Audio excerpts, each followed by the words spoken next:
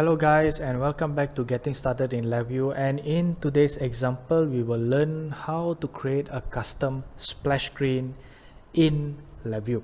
Now let's say, for example, whenever you're creating an application, usually at the startup of the application there will be a simple Windows dialog that will actually display something about the application that you're using, and sometimes it will even show a progress bar that is actually loading a certain percentage while waiting for the application to start up. So that is actually what we call a splash screen. In today's example, I will try to demonstrate how to create a simple custom splash screen, and here I will actually have a LabVIEW project, which is the main VI that will actually call the splash screen and then display the splash screen. And then the next is I have the splash screen VI. So here is the customization of the VI that we actually need to do. So first things first is I want to change the background of the VI. So for example, here, if let's say we click the vertical scroll bar of the front panel of the splash screen, you can access the properties. And in these properties, you can actually change the background of the VI. Here, you can see there are actually default images provided by LabVIEW. So you can use this, or if let's say if you don't want to do that, you can click browse and you can actually select any images that you want. So in this case, I'm going to use my own personal image here. And I want to set the image to stretch. Let's click this OK. So I set my splash screen to show this, and then next is I want to show my splash. I want to modify my splash screen programmatically while it is actually running. So to do this, I will actually just need to use a while loop. Let's use a while loop here, and then I want to access the front panel of the splash screen so that it will slowly fade in or slowly appear. So I'm going to use that. So to do that, I need to use the VI server reference. Let's create the VI server reference, and then I access the property node. Because I want to manipulate the transparency of the front panel, I need to access its front panel properties transparency. So I want this VI to run it transparently. Change all to right and set this value true. And then once I've already put this in, then only we can start doing the programming. Every single time whenever I use a while loop, I always put in the wait time here so that I don't want to increase the CPU usage. And then the next is I want to slowly manipulate the opaqueness of the front panel. To do that, we can actually access it through the property node here. And in the property node you can go into the front panel and see this portion here called transparency. So the thing here is that 0 is actually opaque and 100 is actually invisible. So we're going to play around with this value here. So let's put in the value here, which is the change all to right, and we need to write into the value to display the transparency. So now here we see that this value here is actually U8, so probably we just need to convert this value later on. I want to put in the value 100. Create a constant here.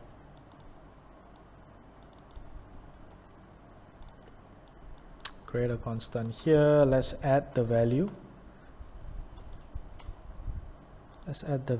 And because this value is actually incrementing from 0 to 1, I want to negate the value so that I will reduce the value of 100 to 0. So let's negate the value here, and then I want to change this to U8 to put in here. And once the value is actually reach 100, then it will actually stop the while loop. So this requires a case structure.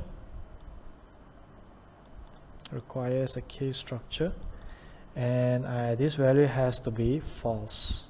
Make this as false value. And if let's say this particular value is still greater than 100, if it is greater than 100,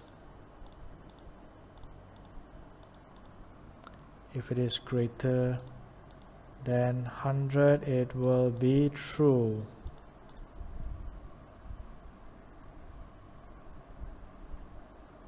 and we will use the true value to stop the while loop. All right, let's test this and see. Now you can see that the front panel is slowly appearing, and once the value actually hits 100, the VI will stop running.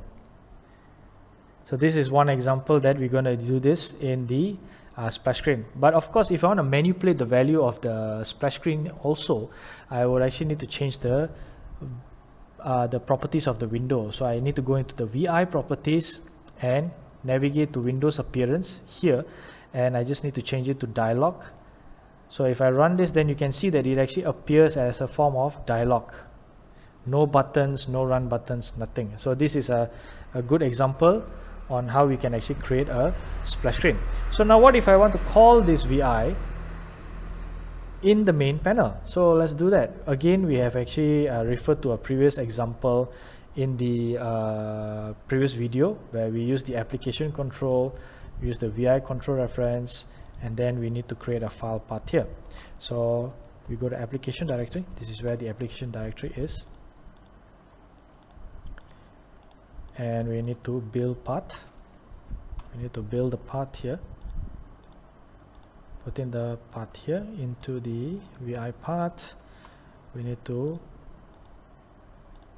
access the open VI first, which is first we need to open the VI, put into the front state, and then we need to run it, right? We need to run it. Oops. We need to run the VI. We need to run the VI, and we want to wait until the VI is done. Or yeah, probably yeah, we need to wait until the VI is done. And lastly, we need to close the VI. So it's exactly the same like what we did in the previous video example.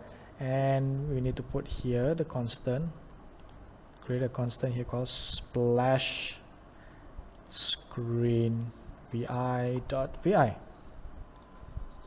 And let's try this. Let's run. So let's say if you run an application, it will immediately call the splash screen VI. The VI will slowly appear, and then it will stop. So this is an example of creating a custom splash screen VI in LabVIEW.